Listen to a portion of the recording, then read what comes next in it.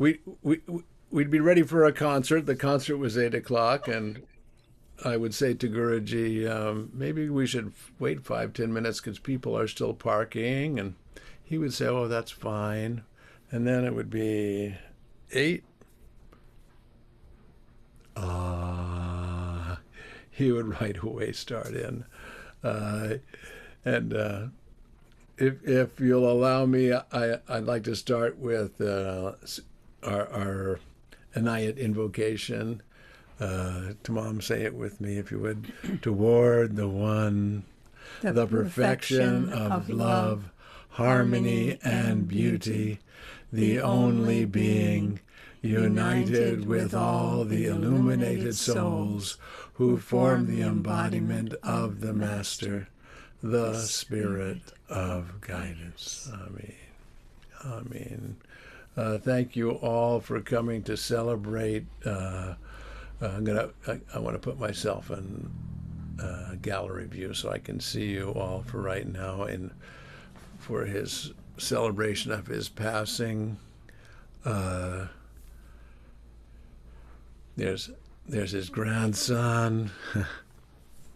Wow. Yeah.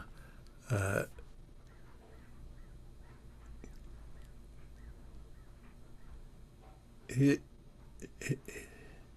is so deep in our lives. He's so deep in our breath, in our view of the world. Any of you who were with him, I know that your lives were completely altered, and that, and the way I would say it is, at any moment I can feel him looking through my eyes, or know how he sees the world. Attuning to his great ability to listen to the inner life. I met Guruji in 1972. He came to our home, the Garden of Allah.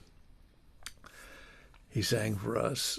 I told him I wanted to be his disciple, and that's where it started. Terry had already been with him 2 years. So Terry sends his love to everyone. He is touring with his son, Gyan Shankar, who received his name from Guruji, in Japan. So we did set this time so Terry could attend, but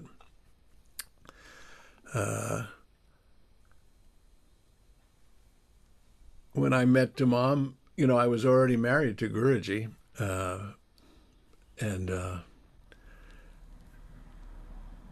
at the same time, he said to me, "Your lucky day, your lucky life started when you met Tamam," like that, and encouraged us to get married. Picked our wedding day. Completely prophetic throughout his life. Told us so many things. If you can imagine, in 1976.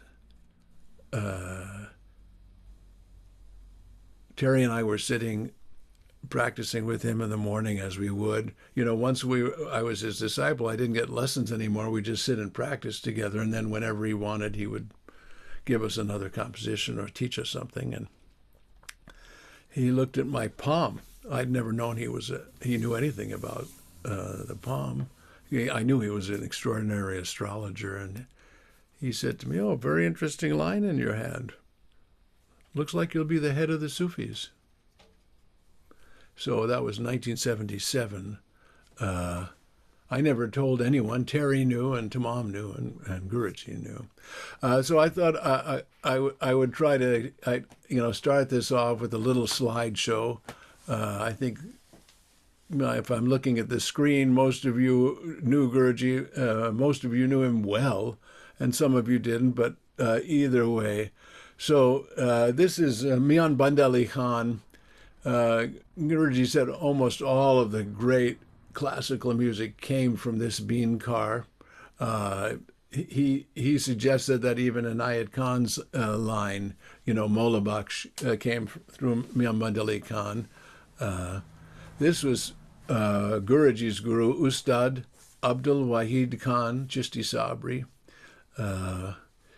And some of you know that you can, from his name, Pran Nath, you can see he's born into a Hindu family, a landowner family in Lahore, Pakistan. It wasn't Pakistan, it was India. And then he had to travel across at the time of partition. And but Abdul Wahid Khan also stayed in India. So this is an earlier picture of Guruji practicing before I knew him. Oh, beloved. Shabda, You I need to don't share think the screen. Yes. we're not seeing your You're pictures. not seeing the pictures I see. I am. Okay, hold on. Thank you for telling me. I was having such a good time. Thank you. That's very funny. Okay. Let's start that again. Okay, let me go to full screen now. Okay, there's a rendering of Mia Mandeli Khan, the great bean car. Can I see him? Yes, they can see it now.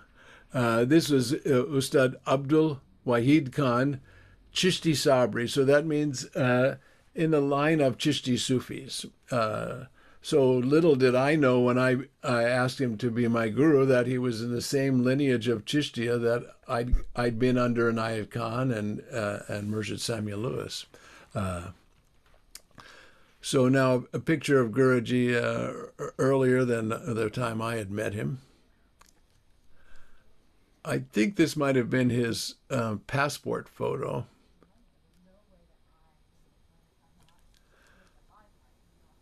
Starting to get to the period where we knew him.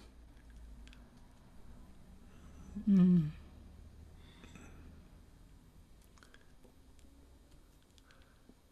This is a period where we knew him. This was probably Basant because of the yellow flowers that are woven into the tambura, the spring festival that Hazrat Amir Khusro started. And look at the tambura is black. He's wearing black, but I ordered a tambura from Ricky Ram, 1972. It was shipped. It was before I'd ever gone to India. And when it arrived, it was black. And I said, Guruji, my tambura came and it's all black. And he said, oh, this is so good. Everything else in America is so white. So here he is at Mills College. And then probably again, Basant. So he taught raga for many, many years at Mills College, and I had the good fortune of being his chauffeur. So I drove him to every class. So I got to attend all the classes he gave at Mills College. Here he is with our American Khalifa, Terry Riley. Terry had a loft on Greenwich Street in San Francisco in North Beach. I think that's where this is. So this is at our home in Corte Madera. He came for a visit, and you can see I already have if you look on the top left, you can see that picture I showed you earlier from Mills College. So this is probably 1977. Yeah, this is right after our son was born. So it's 1977 or early 78. And this is actually at our wedding. So this would be before that. When Tamam and I got married, that was Guruji at our wedding. This is when we went to India together, and we were in Saharanpur at the grave of Abdul Wahid Khan, putting flower petals on. And then here it is, that same grave. There's Solomon leaning against a tree. He's 15 at that stage. And Jagdish Mohan on Guruji's left. So it would have been early 90s. Here he is singing at Hazrat Inayat Khan's Dargah, probably for the URS. I think actually this is from the movie, Jim. And here we are a little bit later. We're sitting in Hazrat Inayat Khan's tomb. Didi's there, Sri Karunamayi, and there's Michael Harrison. I'm not sure who we are looking at from the back. I think that's Sangeeta on the left. This is a fun photo. There's George right in the middle. This is the Garling's home. So if you look, I don't know if you can see my pointer, but there's Andrew Garling, Wendy Garling. Here's Zuleika, Zakir, Teresa, Karunamai, George. There's your first child, I think. That's Leilina, and behind Karuna is Krishna Bhatt. Oh yeah, there's Krishna Bhatt. Let's make a prayer for him right now. He's getting better. Yeah, let's just all take a moment with our breath and send him healing prayers. He was in a very, very dramatic car accident, and extraordinary that he's alive, but I think he's, as George said, doing well. And the Garling's first son, probably, Caleb. This is a very important picture. This is Dr. Dutch Knapp. So, as I told you, Guruji was very prophetic, and he said to me, I have a very, very dark star coming in my chart in the next year. It looks like I could die, but there's some chance that I'm going to slip through. So then now fast forward to that period, and he tells me he has a very bad ear infection. He said the ear infection would come perennially because one time he'd gone to his guru's home with a pencil in his pocket, and his guru whacked him with his cane, hit him in the ear, and said, "Don't ever come to my house with a pencil." In other words, you have to write everything in your heart, not write it down. Anyway, we went to the hospital. I asked Dutch if he would see him, and Dutch ran the ER at Marin General. And he said, just bring him by the hospital, come in the back door, I'll treat him there. And he cleaned his ear out and gave him some medicine and said, I want to see you in 2 weeks. The 2 weeks were up, and I said, Dutch, should we come to the hospital? He says, well, what's the most mattered? I said, the most mattered is you come to Guruji's home. So we drove to the city, to Greenwich Street. And when we came in, Guruji looked gray. He didn't look well at all. He had clammy arms. So he had all the signs of cardiac failure, of heart failure. So Dutch said, let's take him to the hospital. I called Terry. I'm on the phone with Terry because he's teaching at Mills. And Terry, meet us at the hospital while I say that Guruji falls dead into the doctor's arms. He's completely dead. His heart stopped, cardiac arrest. The doctor starts giving him CPR. He had me call the ambulance. I went down to meet the medics and to tell them what to bring. They're kind of moving slowly. I'm explaining. They're coming up the stairs. They walk in. Dutch is yelling out commands, and I plead with them. I said he's a ER doctor, and then they cooperate. They give him a shot of lidocaine. They defibrillate him, and he's alive. He's breathing again after 13 minutes. And then we put him on a gurney, and they're walking him down the stairs to take him to the hospital, and Dutch is slapping him on the face and say, Guruji, Guruji. And Guruji comes to, and he looks at us both, and he says, I was sitting in Shirdi Sai Baba's lap, and you dragged me back here. And then that was 1978, so he lived another 18 years after that. Here he is in the kitchen in our home. He involved himself completely in our lives. That's Joe and Gwen Miller, the great saints of San Francisco. Terry in the background. Here he is. There's Tamam playing tambura. Here he is at Mendocino Sufi camp. He was a regular visitor and teaching there, or I guess it was a concert day. Here he is down at Mount Madonna, Baba Haridas's place. There was a retreat that had he and Pir Vilayat Khan together. I was there to help translate,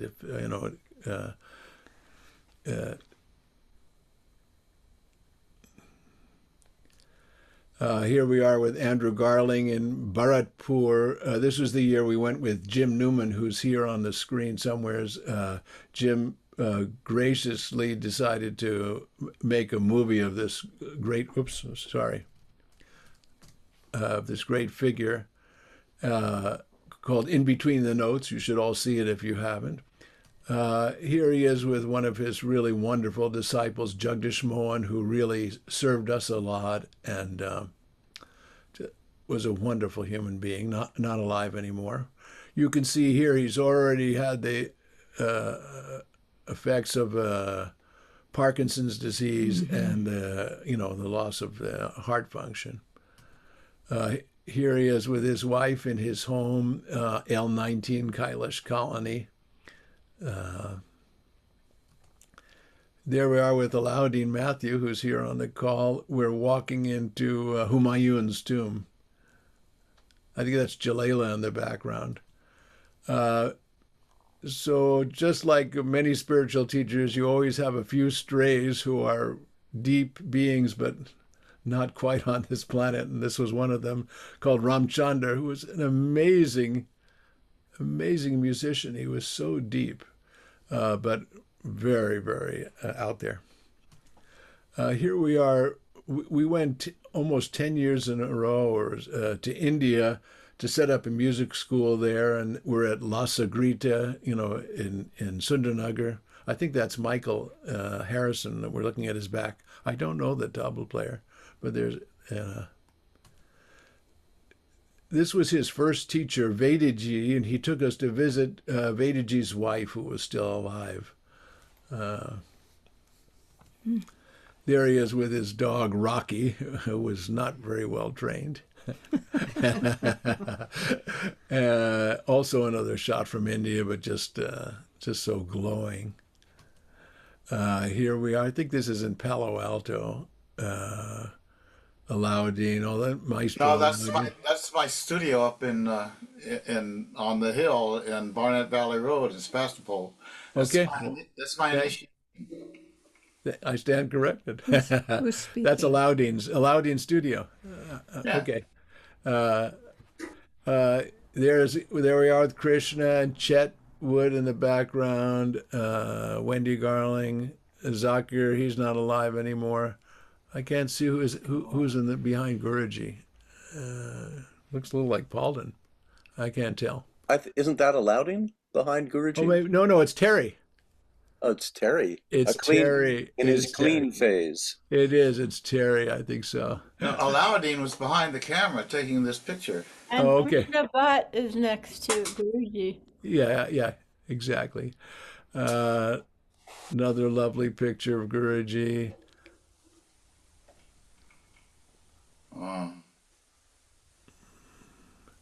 This is in Hawaii. We took him to Hawaii a couple times. He taught there, and every day we'd drive this long way to go to Io Valley, where there's a beautiful stream coming out of the mountains. On Maui. On Maui, yeah. He just loved it. He said it reminded him of his time in the caves. Here we are with, this must be in Oregon, I think so, Rose and Rick. And this is, so we took him back, so this must be like 1994 or something like that, back to Tapkeshwar, where he'd lived for 5 years as a Naga Baba. And he couldn't get up there himself, so we carried him. And that's Samyula Khan, the grandson of his guru, and Rose. And the German, I forget his name. And Sancho. Here we are. What is it? Sancho. Sancho, yeah. Here we are in the cave. I think on the bottom left, I think was his disciple, and then Jagdish Mohan and Jagdish Mohan's daughter, and I don't remember the Babaji's name, who now lived in the same cave where Guruji had lived, before we had met him. I guess you've seen that already. Here he is with Karunadidi. You have all of my photos. Yeah, that's good. That's good. And this one is at the Ozark camp It's just such a lovely photo of him. I think it's important to note that that's a bottle of Louis Jadot Beaujolais, which was That's correct. That's correct. And that he would always raise a glass and say L'chaim. L'chaim. L'chaim. It's the official drink of the California Karana Club. Right. Okay, so I want to let's just leave this picture up. I just wanted you to hear his voice a little, and then Voice. let's see. Here we go. Okay, I think this will work. I'm going to turn up the volume so you can hear the music well. This is an interview in KPFA from 1984, September 1984, and I'm just going to play you, 2 minutes of it. The interviewer wasn't. Anyway, just have a listen.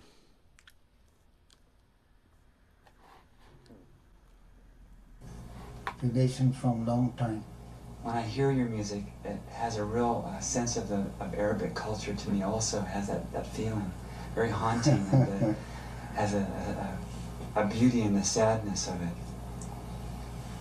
This music is for worshipping actually.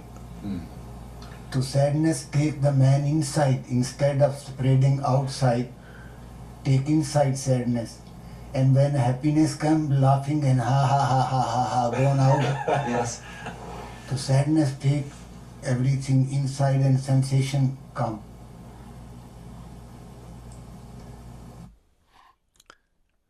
Okay, give me a moment and I'll get to the other thing I wanted to play for you.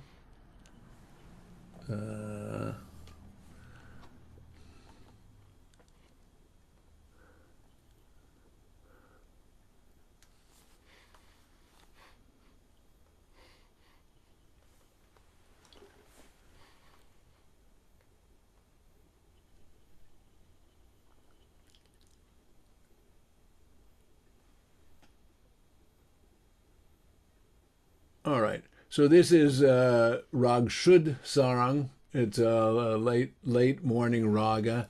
This is from Paris, when he sang in Paris in 1972.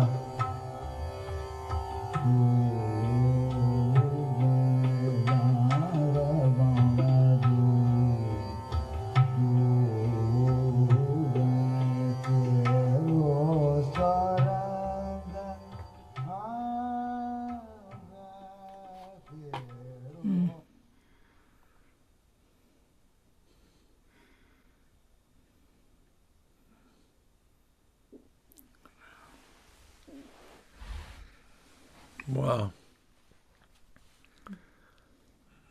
Wow. I see Wendy Garling. Welcome, Wendy. I see Emily. I see so many. It's so amazing to me that, I spent 24 years with this extraordinarily great human being pouring into me as my closest friend, and now he's been gone 26 years. He's been gone longer than I've known him. And still so very present. But I've taken a lot of time, and I want to pass this around to many of his lovers and musicians. And so I want to go to Joan and to Prem Sheila.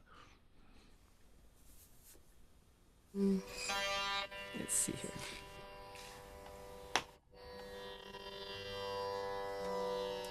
Okay. Can you hear us? Yeah. So, namaste, everyone. I think it's a setup that we have to sing after Guruji. Yeah. But my time with Guruji was in his last 10 years of life, and my family was privileged to be in his lower apartment in Berkeley. And what to say? I was snipping roses today to put by his photograph, and I remembered all the walks he took in Berkeley. He loved roses, and he would collect them as he walked, sometimes to the consternation of neighbors, but usually people were kind about it. So this is a rose of Ragpuri. We'll try. We'll try. We'll try. Quick translation with my sister Prem Sheila here, who's living here in the U.S. now and studied with Karuna Didi. Yeah. So. And here we are. We share same birthday, Guruji and myself. So, little translation. We got this. It reminded me of Guruji. Something he would love to sing. You are the only creator who gives all. Your name uplifts everyone in the whole world. Just my small request. Please grant that only you will fulfill my work in life. And then Cholte Khayal to Lord Krishna. Lord Krishna. Shyam's form is so beautiful, my friend, that it is taking my heart. With his crowned head and earring, and wearing so much golden color, he's looking so beautiful, and with so much sweetness.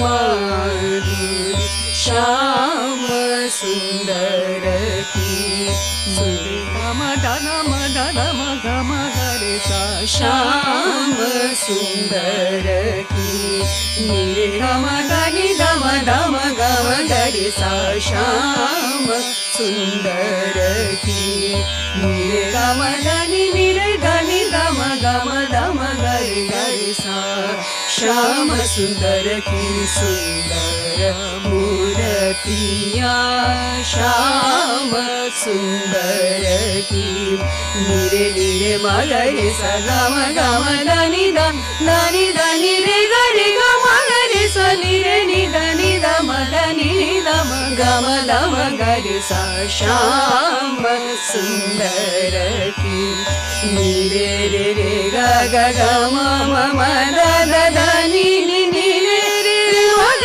रे नि रे सा सा नि ध म ग रे सा सा नि ध म ग रे सा सा नि ध म ग रे सा श्याम सुंदर की सुंदर मूर्तिया श्याम सुंदर की श्याम सुंदर की श्याम सुंदर की सुंदर मूर्तिया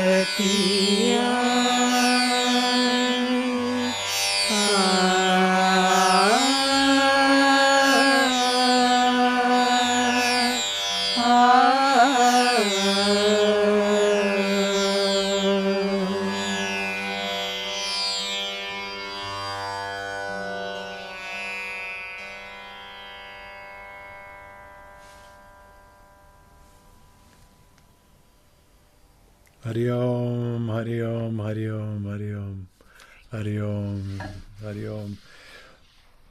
Michael Sterling, my dear Michael Sterling. Michael, he's teaching all the time, teaching raga. That's so fantastic. Well, not all the time. I'm the biggest student around. So Shabda asked earlier if all of us had like an anecdote or a little something to say. So I thought of something that really touched me at the time. 1995, I went on the trip with Guruji and Terry and Shabda and a number of other people, really great, fantastic people, and we went to India. There was a bus ride, as you can imagine, from Delhi to Jaipur, a lot of fun at nighttime. And Guruji was on that bus, and the drivers were drinking. Do you remember this, Shabda? And they were quite drunk as they were speeding down the road and swerving. You know, it was like some kind of movie. Anyway, we get to Jaipur, and it's nighttime. And the bus drives in this tiny alleyway getting to this lovely little hotel. But there's luggage piled up on the back of the bus. And as you know, there's all those wires hanging on all the streets, you know? So as the bus came down the alleyway, the wires got stuck on the luggage, and suddenly all the lights in that part of town went out. It's completely dark, even in the hotel. It was a complete blackout in Jaipur because of our bus, yeah. So people are getting out of the bus and getting their stuff, and I see Guruji walking away from the bus, going elsewhere. And I forget, but somebody said to me, "Hey, follow him and see where he's going. What's he up to?" So I went and said, "Hi, how are you doing? Where are you going? Can I help you out or do anything for you?" And he said he wanted to go to a particular hotel that he knew of because he wanted some korma. Right? The lights in the hotel were out. Who knew when we were going to eat, right? So he decided he was going to make this journey and go down there. So we got a rickshaw and went down there. And while we were in the rickshaw, we were looking at the moon because it was just the beginning of a waning moon. And he had a few beautiful poetic things to say about it. And we get to the hotel. He's wearing those gray kind of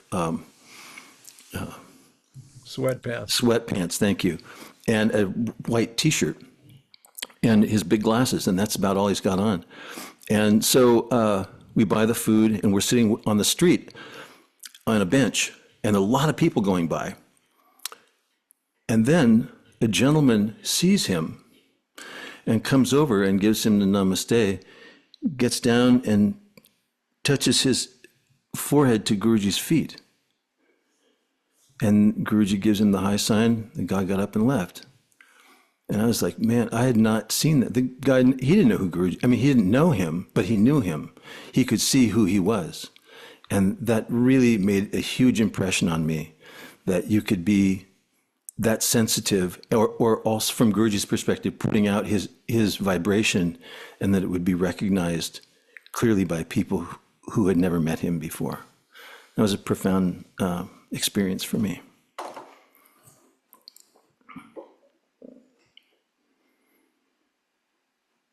And at some point, the lights came back on.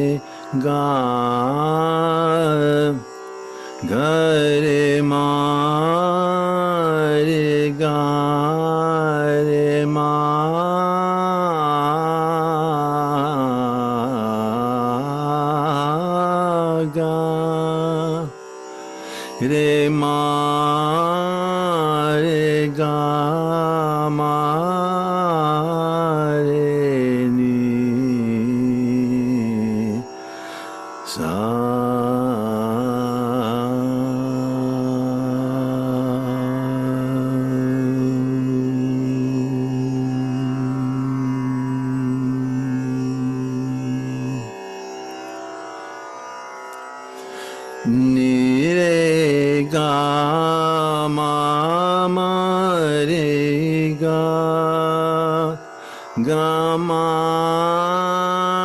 da ma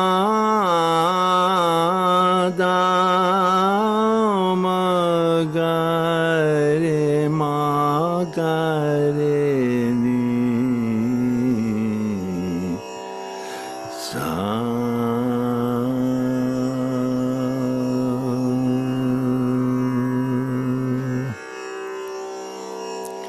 Ni re ga ma ma da da pa ma ga ma re ma ga ga ma da da ni da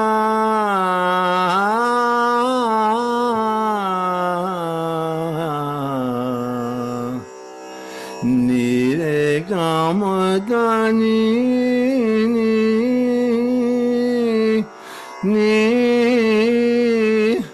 sa.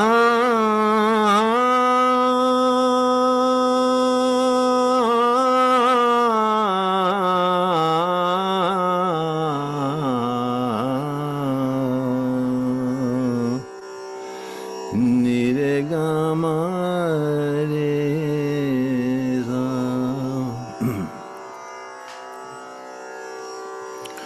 Mana mere Prabhu ko sumara sumara mana mere Prabhu ko sumara sumara mana mere Prabhu ko sumara sumara mana mere jasto kate tere paap gane re Prabhu ko sumara sumara mana mere jaso kate tere papa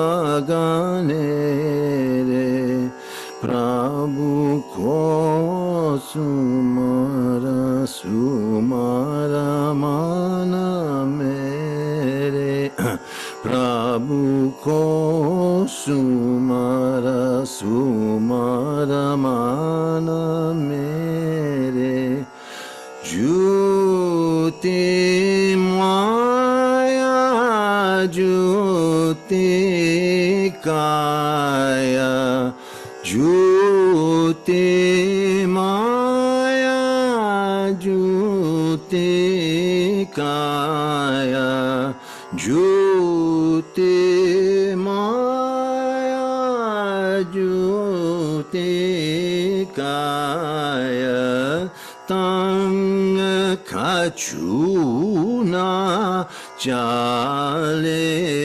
tere juti maya juti kaya tang kachuna chale tere Prabhu ko sumara sumara mana mere Prabhu ko sumara sumara mana mere.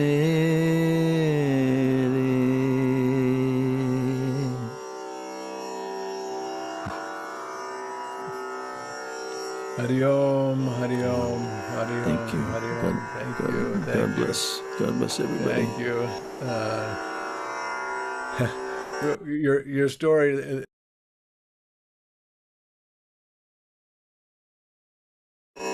Yes. Yeah. We're in Corte Madera, and this is in the early '70s. Before I met Tamam, and we're walking in the park. Urji was very well dressed, and someone came up to him with extraordinary, "Who are you? Who are you?" And he took one look at the guy and he says, ordinary man, and we walked away. So next up is Rose Okada.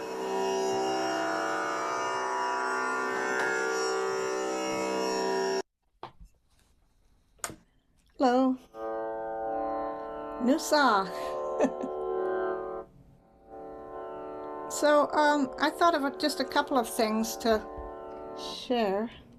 Just a quick couple of things. So it was a very intense time and wonderful, and I'm so grateful to catch Pran Nath in the last 3 years of his life. And we did everything. It was unbelievable. We went to Europe twice with him and did concerts and classes, and he threw me on the stage on the sarangi, and luckily I had studied that Bhagashree piece with another teacher before I met Pran Nath. So I knew the song, and I couldn't, so that was fine. And then all the trips we'd drive, it was worth it, driving 10 hours or more, 10 to 12 hours to get to Berkeley from Oregon, Portland, Oregon. I'm in Detroit now, though. It was wonderful, and I just remember a couple of things that Guruji would say, that Rick and I were his two eyes. That was beautiful. And then he'd also say, we're the kids, one on each knee. And then at the end of his life, there was we were driving home to Oregon, and there was a huge, like a ball of fire, kind of like a comet maybe, but it was huge, just huge, on the way home, driving home in the sky as we drove. So I'm sure that was him. So anyways, I'm playing a little Pot Deep, and I remember we learned the Pot Deep in Ajmer with Guruji, and same time I did the Pot Deep with Hafizullah Khan on the sarangi. So, thank you.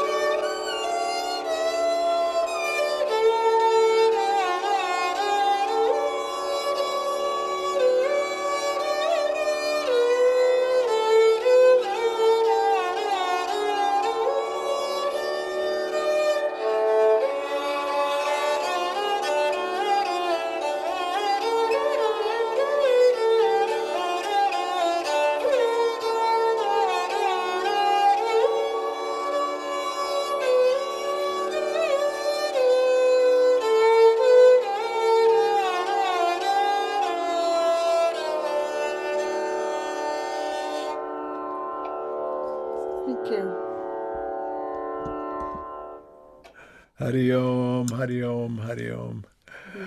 Thank you so much, Rose. I can remember Guruji at the end of the concert, he'd go, "This much I can do for you."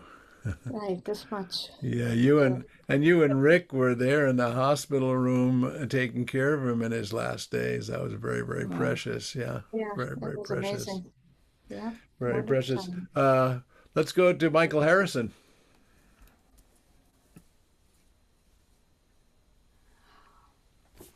Do you know him?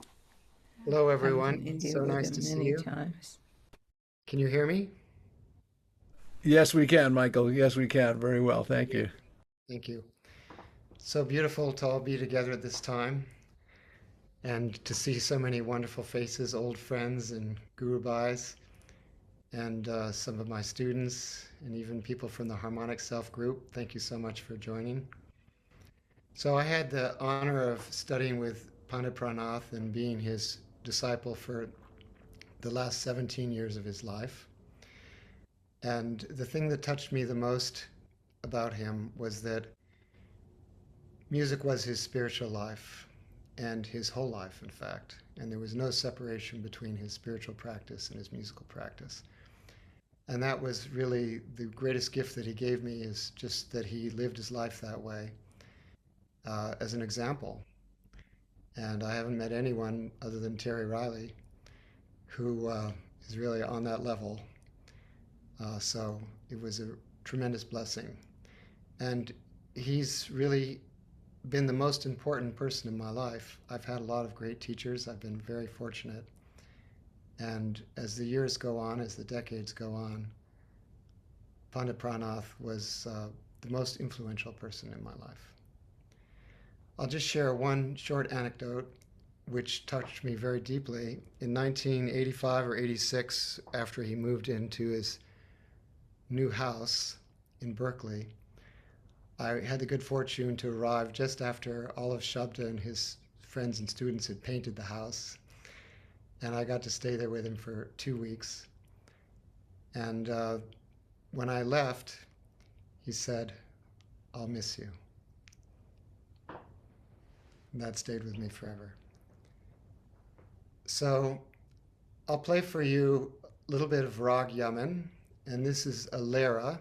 Lera is a repeated pattern that's usually played by the sarangi to accompany a tabla solo.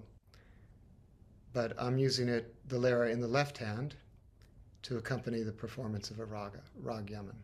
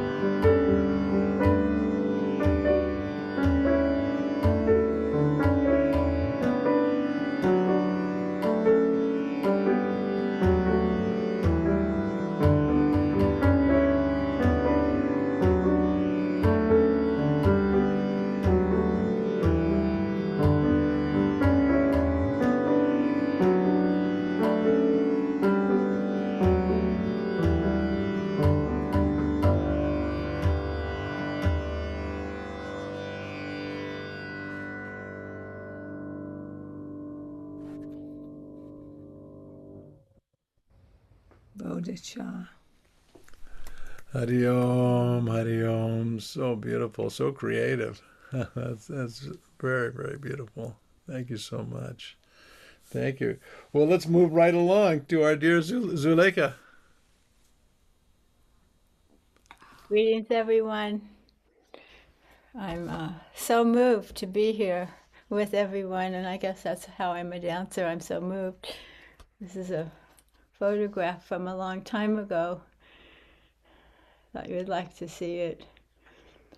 There was a time early on where I decided that I wanted to learn to dance to alap, and I know I've told this story before, so I'll just remind us of it, because that was and so I began listening to the notes and moving to the notes with the feeling inside of me, and I didn't tell anyone that I was doing this, and I did a concert one night, and I believe that Aladdin was playing Bach, and I danced to it, and I danced the notes, and afterwards Guruji was there, and afterwards I went outside, and he said to me, "I saw the notes," and that was at that moment.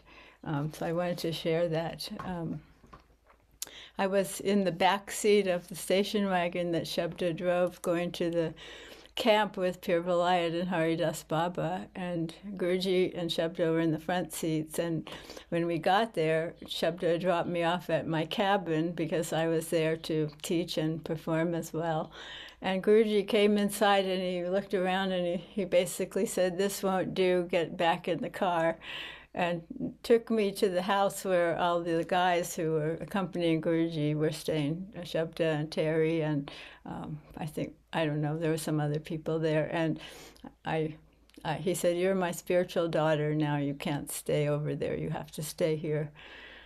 My connection with Guruji was something very deep, and while everyone was doing the beautiful offerings, I realized that a great soul, that's what they do. They help each being to feel unique and find our own expression and feel seen. And Guruji did that in spades with everyone, and somehow he did that with me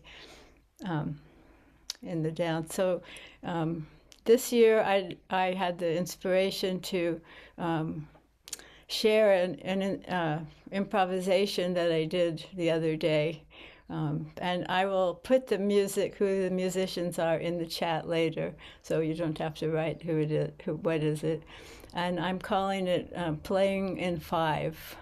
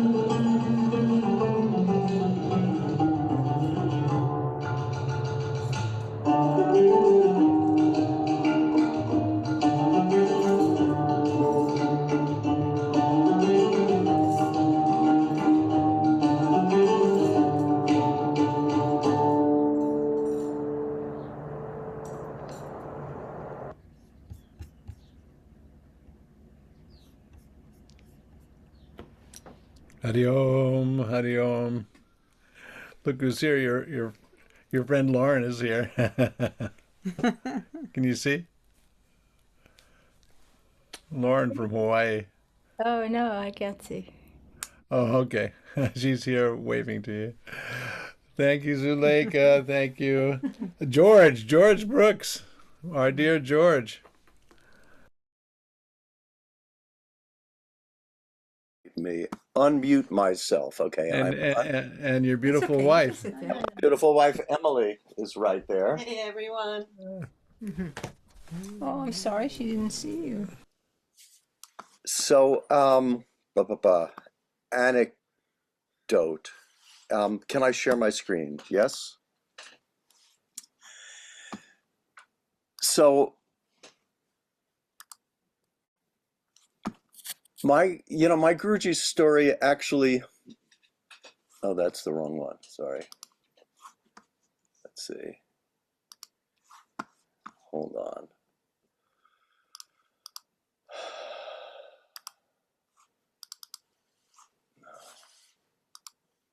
I have to start again.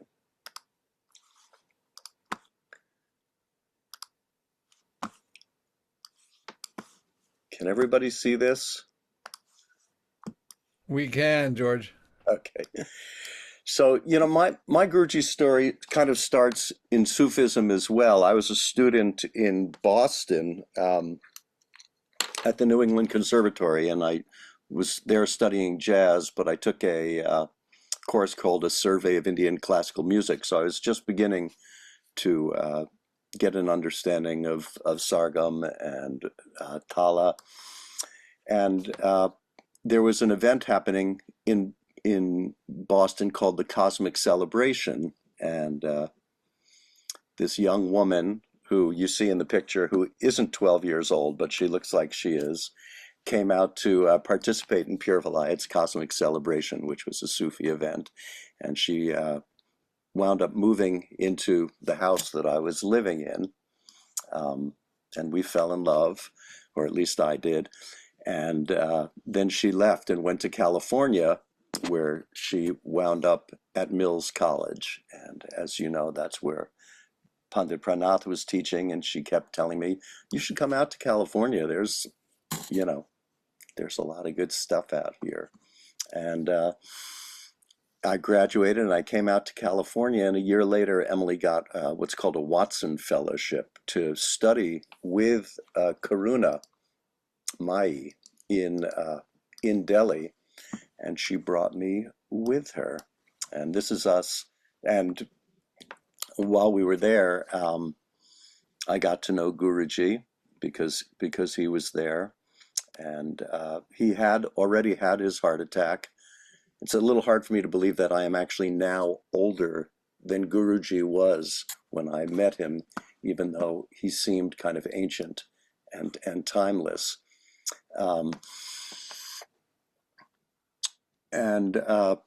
Yeah, so in India, before I'd become a serious student of music, I was a pre-med student, and Guruji had had his heart attack, and he felt that because I had had just this smidgen of medical training, he called me Ada doctor, half a doctor, and that somehow offered him some solace. And so I would massage him and cook unsalted food for him, because nobody else in India would believe in leaving salt out, but he was following his cardiac diet strictly. And I just, because when you put up that picture of Guruji as a young man singing, it reminded me of this picture of me, which I don't really show to everybody. But here we are. We stayed at the Sri Aurobindo Ashram, which is where Karuna was teaching. And Guruji got us those beautiful tamboras from Ricky Ram that were made without any varnish. And, you know, that's where... Let's see, stop share. So that's how I got to know Guruji. I knew him a little bit in Delhi, but I really got to know him when we went to Mumbai. He asked me to meet him in Mumbai, and we actually wound up sharing a bed because that's all there was a little tiny charpai. And at 4 o'clock in the morning, he woke me up and said, "Are bhai, chai lao, go out, find me some chai." Went out on the street, some little boy was there, selling chai.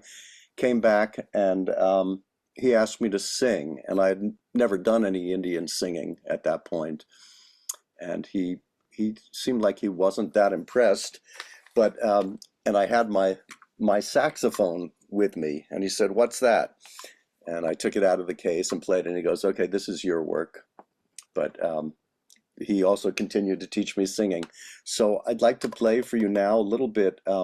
One thing I've been doing lately is kind of writing pieces in different ragas to help me understand the ragas and to help me understand the rhythmic cycles. So I'm going to play a little bit of Rag Kirvani in Japtal, which is a oops, I have to turn on my little speaker here, sorry. Or is it happening? What's going on? Battery 90%. Connected to iPhone 7.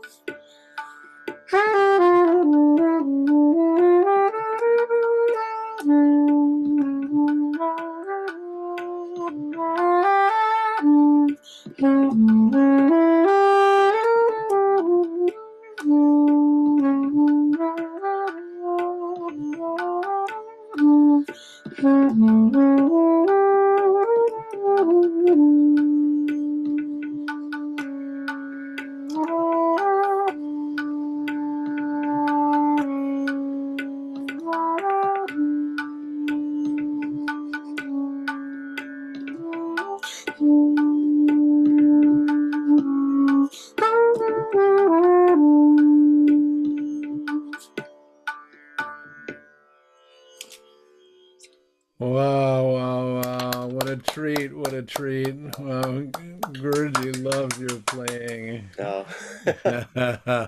That was so beautiful. Thank no, you thank so you. much. Thank you. Wow. What a treat. Well, our next maestro, Maestro Alaudin Matthew. Hey, George. Hey, yeah.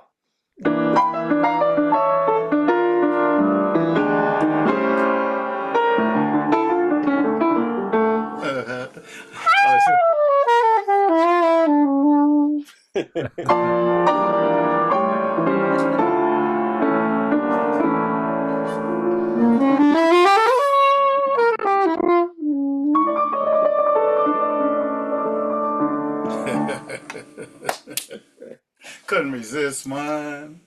Beautiful. The jazz legacy of Pandit Pran. So I just feel that everything everybody said happened to be too. It's like was and is a true community. Honor to be here, part of it, and loving every minute of it. I wrote a memoir recently, which hopefully will be read by thousands of people who never met Guruji, and I would like to read from the passage I wrote about Guruji, or part of it. This was written for people who don't know him, and so it's a little bit introductory, but I tried to say also the depth of his teaching to me and what it meant to me and all of us, actually. book has a lot of pictures in it. One of my favorite pictures is a picture I took of once in Berkeley. So Terry can't be here now, but there he is. I just like, my favorite part of this picture is right here. There's so much light between those guys. Huh. And while I'm doing this is me and Gurji sometime in the 80s at the Abode of the Message. High times.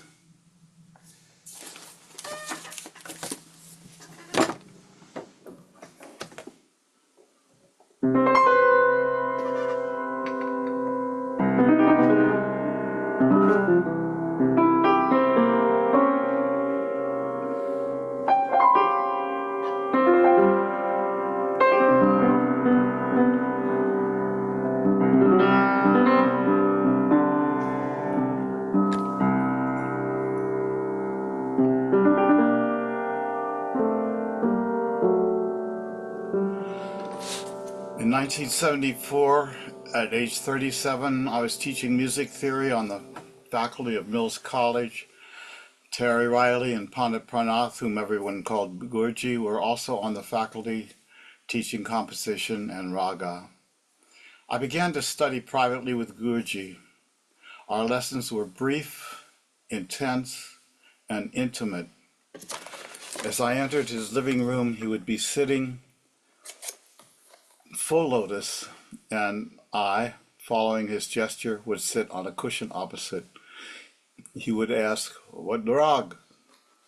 I would remind him. Then he would sing brief phrases over and over, sometimes altering the notes just enough to keep me chasing. These phrases were simple and sustained at first, but as intricacies were introduced, the phrases revealed internal lives. The music continued to grow more rewarding and more mysterious until my last lesson, 22 years and hundreds of meetings later.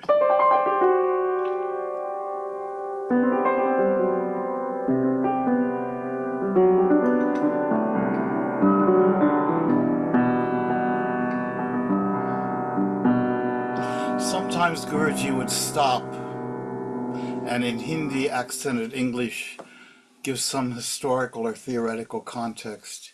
He knew of my interest in pure tuning and its reconciliation with modern tuning, and would sometimes stop the music to concentrate on the tuning of a single tone. These moments were crucial for me because I had the opportunity to check my own theoretical assumptions against the acuity of his ear and the ancient dictates of his lineage.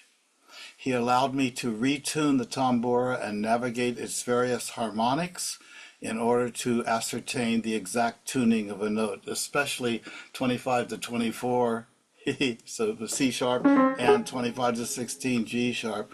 He knew I was, even though he rarely allowed others such a digression from actually singing the rag, he knew I was up to something, and eventually he even encouraged my inquiries. He trusted me. In Indian music, there's a term svara. Superficially, that means the degree of the scale the scale degree of a given tone. More deeply, svara refers to the soul of the note, and Guruji phrased it. It's precise, as Guruji phrased it.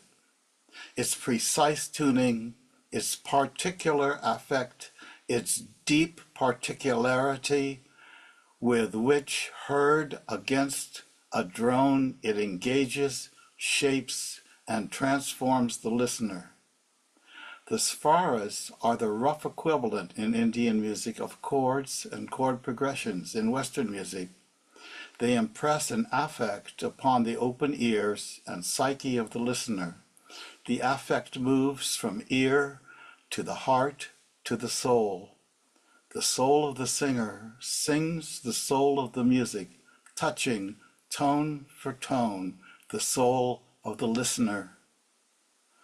These are the dark rooms of Stan Kenton's trombone section, the transmission of Bach's Kyrie, the slow movement of the Mozart Clarinet Concerto, Miles Davis playing sketches of Spain, and me, yes, me, sitting there on my cushion, singing and singing and soaking it all in.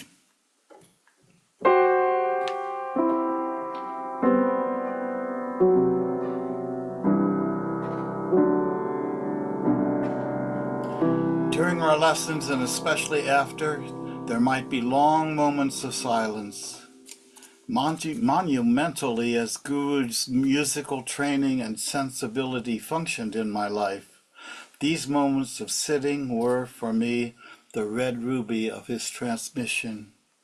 We sat in simple silence, but what silence! Ears and hearts were open. The energy of merging in a single space was palpable and viscous, thick with love, not separate from any other being. Guruji would glance out the window. I would cover the tambura with its cloths. More sitting. Then perhaps an invitation to lunch. I made lamb stew, he would say. You will be perfect for 3 days. The perfect referring to the next 3 days of the digestive cycle. And he would be right. By the 1980s, Guruji had only 3 formal disciples in America, Lamont Young, Terry Riley, and Shabda Khan. He wanted no more. Lamont, Terry, and Shabda served him long hours, taking care of his quotidian needs, setting up concerts and trips to India with students, cooking for him, massaging him, and combing out his long white hair. Not me. I kept a certain distance. Eventually, however, I wanted discipleship and asked Guruji to relax his 3-disciple rule. He knew that 3 disciples meant 40. I remember it was either you, Shabda, or Terry. I was the squeaky wheel. I wanted to be a disciple, okay? And he didn't want no more disciples. And either Terry or you went to him pleading my case, or both of you. And I think Terry reported back to me. He said, Guruji said, I don't want to be cruel. So in 1987, he did initiate me in a ceremony that involved a woven red wristband, a silver tray, 1 gold cougarand per year, enough highest quality linen to make a 3-piece suit, and don't ask, a coconut. I know he took many disciples after that, and he was right. Prophetic as he always was, 4 meant 40. In 1996, before he died, I paid a visit to Guruji with a shiny new copy of Harmonic Experience. Oh, my tome. It was hot off the press. The book had been cooking for 30 years. The teaching of Pandit Pran was the catalyst between ancient and modern that allowed an expanded view of how we and music interact. The book is 500 pages long and weighs 3.5 pounds. When I arrived, Guruji, quite frail, was sitting upright in his dress whites on a straight back chair, his limp wrists lying on his lap. Here at last is the book, I said to him. It is dedicated to you. He turned up his palms.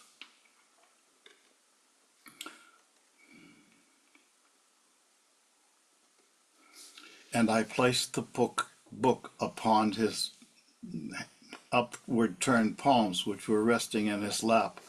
With some effort, he raised and lowered the book slightly like this, then returned it to his lap. He looked up at me with wet, soulful eyes. Oh, he said in an understanding sort of way, strong wrists needed.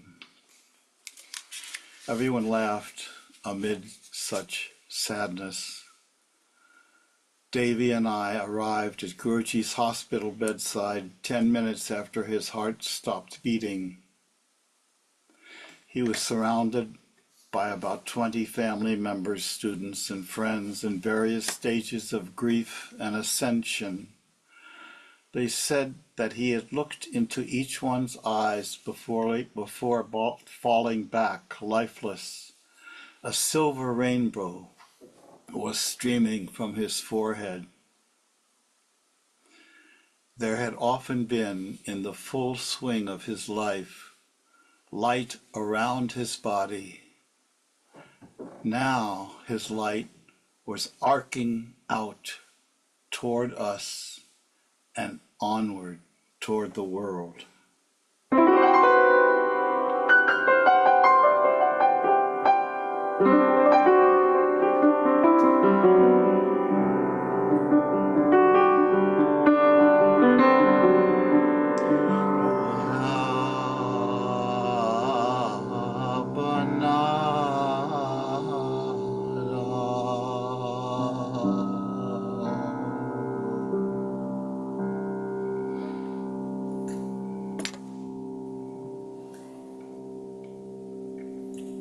Hari Om, Hari Om, Hari Om, Hari Om, Hari Om. It was a remarkable moment, his passing. There was actually 13 of us around his bed in an arc. He had been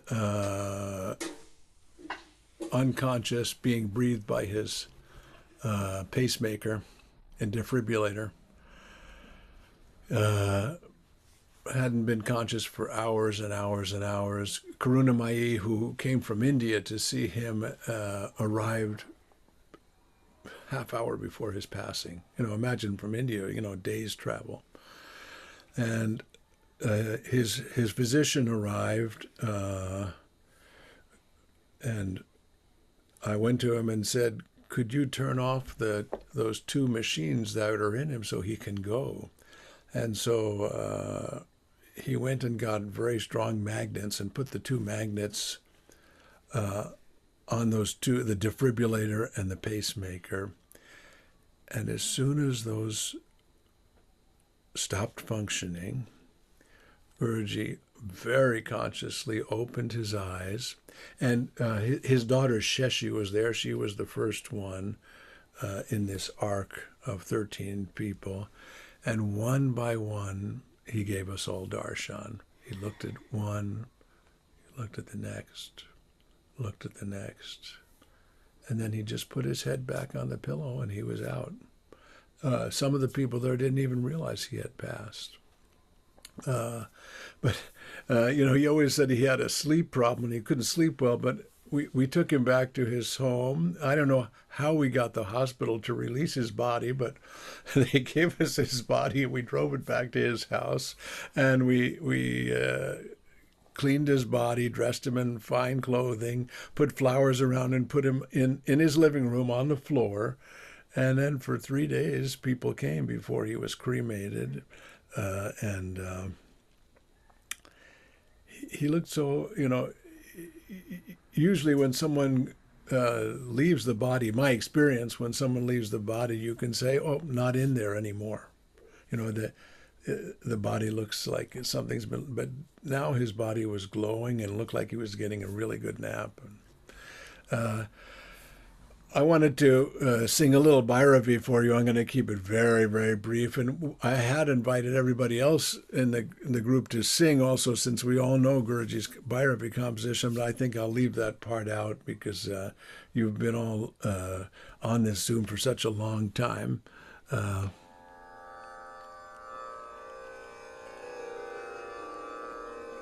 Bhairavi is the closing raga. It's the same raga that those of you who know Hazrat Inayat Khan Zikr, he wrote it in that raga so that it could be sung anytime, day or night. It's the only raga that can be sung that time, anytime.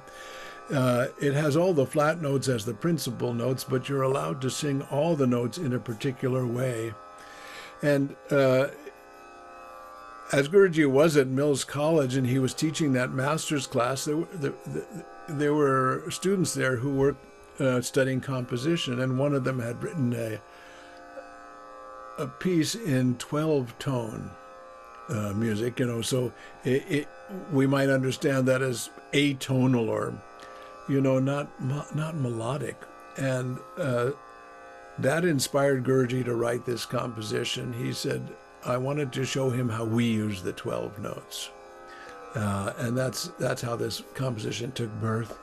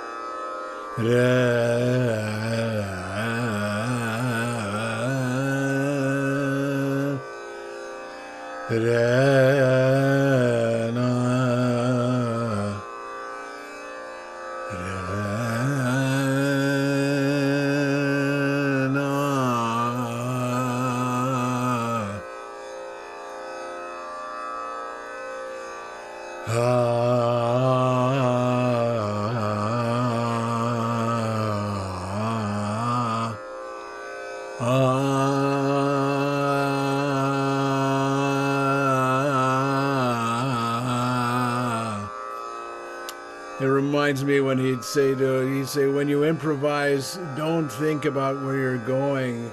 Be like a bird when you're flying and let the breeze carry you along. La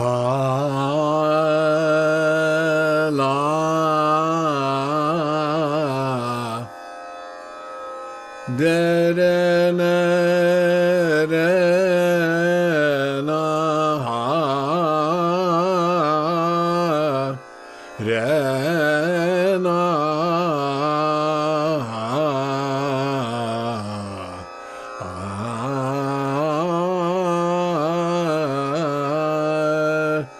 re na de de ta na de na de na da da re da ni de ta na de na de na da da re da ni de ta na de ta na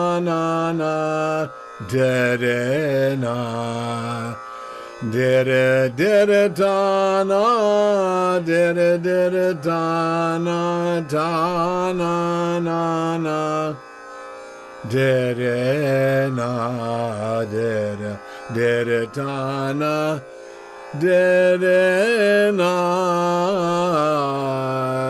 de na da da de da ni la li la li lu la le la li la li lu la le la li lu la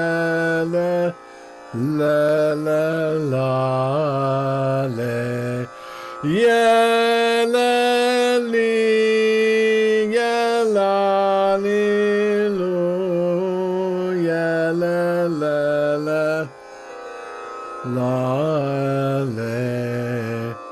Dedetana, dedena, dedenata, dare, dani.